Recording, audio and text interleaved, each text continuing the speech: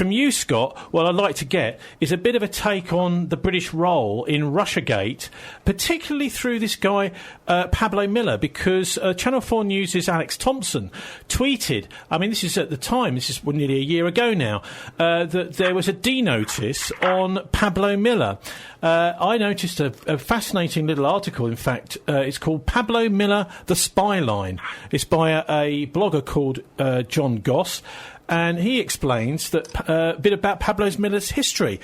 The British MI6 and MI5, the Brits in general, are not, of course, the Brits that we knew 30, 40, 50 years ago. I was born in Scotland, and my family hail from Scotland. But what we see today in Britain is a completely different entity, and it should alarm traditional British people who love freedom and honor and respect other countries and independence. We're seeing a creeping police state that the UK, the Canadians, the United States, Australia, the Five Eyes seem to be coordinating information operations against their own people using intimidation tactics, the Skripal poisoning, the White Helmet chemical attacks in Syria, blaming it on the Russians.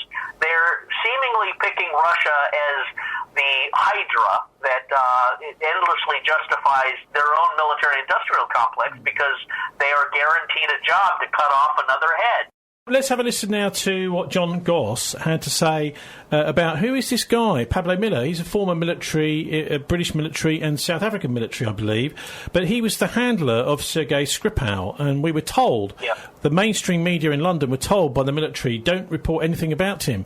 And, of course, that's largely because he was quite a key person that people need to know about in order to understand the connections between, for example, this and the Litvinenko case. So let's have a listen to John Goss now, and I'll put a link up to his article about the spyline of Pablo Miller on our show page at thisweek.org.uk. Pablo Miller is the man responsible for moving over here, not just Litvinenko, but also Sergei Skripal, two men who have allegedly been poisoned by the Russians. He was born in Johannesburg. He's got a kind of academic and a military background. He's obviously very good at Russian. At nearly everything you read about him, his Russian is very good. And on top of that, he was the first secretary of the embassy in Estonia. It was while he was there that he was recruiting various people, and among them was Litvinenko and Menko Zharko, who actually spilled the beans on him. And the reason that Zharko spilled the beans on Miller was because a man called Lugovoy had been accused by the British government of poisoning Litvinenko with Polonium 210. Zharko didn't want to get involved in anything like that, so he went to the FSB, which is like the Secret Services, and he spilled the beans on Miller and who he was recruiting. So that's John Goss there speaking to me earlier this week. Kevin, I mean, many people don't realise that it was Miller that recruited Litvinenko as well as Skripal to work for the British. And then, because of the death of Litvinenko, he was then dobbed in. I mean, it was only made public because people who'd been involved in that whole operation decided, well, we didn't expect this guy to be killed. No, as I said, the basic reporting, my position is really simple. I expect reporters to ask questions. None of the reporting, particularly by the BBC, was based on any serious questions. The poison is present in the United Kingdom at Porton Down. It was present in South Africa because we helped them get it. And nobody ever mentioned this. The Israelis have it. So a proper reporter is going to say, well, this very strange poison turned up in Salisbury, and here is where it's found. The BBC didn't do that. But why have we got any reason to doubt what we've been told about what happened last March in Salisbury? Well, as I say, the comment was made to me that it wasn't a revenge operation, it was a stop operation, that Sergei Skripal was still selling Russian secrets and things, and that the Russians sent these two. But the proper perspective on the next step of the mystery is, if that's the case, why use a daft poison that's as dangerous to the people using it as to the a person it's going to be used on? And then, why get yourself pictured, tabloid style all over Salisbury?